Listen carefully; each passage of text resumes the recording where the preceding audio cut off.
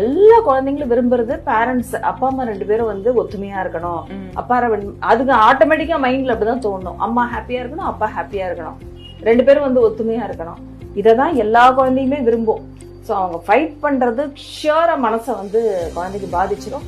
கட்டாயமா அதுல இருந்து வெளில வர்றதுக்கு அந்த குழந்தைக்கு ரொம்ப நாளாகும். அதே மாதிரியே இன்னொன்னு, பேரண்ட்ஸ்க்கு வந்து நல்ல மரியாதை இருக்கணும் ஃபேமிலிக்குள்ளன்றதையும் குழந்தைங்க எப்பவுமே எதிர்பார்க்கும். ஸோ ஒரு ஆரோக்கியமான ஒரு சூழ்நிலையை குழந்தைக்கு உருவாக்கணும்னா பேரண்ட்ஸ்குள்ள நல்ல ஒரு ஒத்துமை இருக்கணும். ஏதாவது ஃபைட்ஸ் வரதான் செய்யும். நம்ம ஒன்றும் மூவி கிடையாது ஆக்டிங் விட்டுட்டே இருக்கிறதுக்கு. பட் அந்த ஃபைட்டை வந்து குழந்தைங்க தூங்கின பிறகு வச்சுக்கணும், இல்லைன்னா அப்புறமா போன்ல வச்சுக்கணும். அதுங்களுக்கு முன்னாடி கட்டாயமா வந்து ஃபைட் பண்ணக்கூடாது. யாராவது ஒருத்தர் அன்னைக்கு ஓகே இன்னைக்கு நான் விட்டு கொடுக்கணும், எந்த ஃபைட் வந்தாலும் காலையிலே முடிவு பண்ணணும். இன்னொருத்தர் என்ன பேசினாலும் இன்னொருத்தர் பேசாம குவைட்டா போயிட்டாங்கன்னா அந்த ஃபைட் அதோட முடிஞ்சிடும். அப்புறமா நம்ம குழந்தைங்க இல்லாத டைம் அதை கிளியர் பண்ணிக்கலாம். அது மாதிரி ஹஸ்பண்ட் ஒய்ஃப்குள்ள ஒரு அண்டர்ஸ்டாண்டிங் இருக்கணும். அது வந்து ரொம்ப ரொம்ப important psychological wellbeing of a child.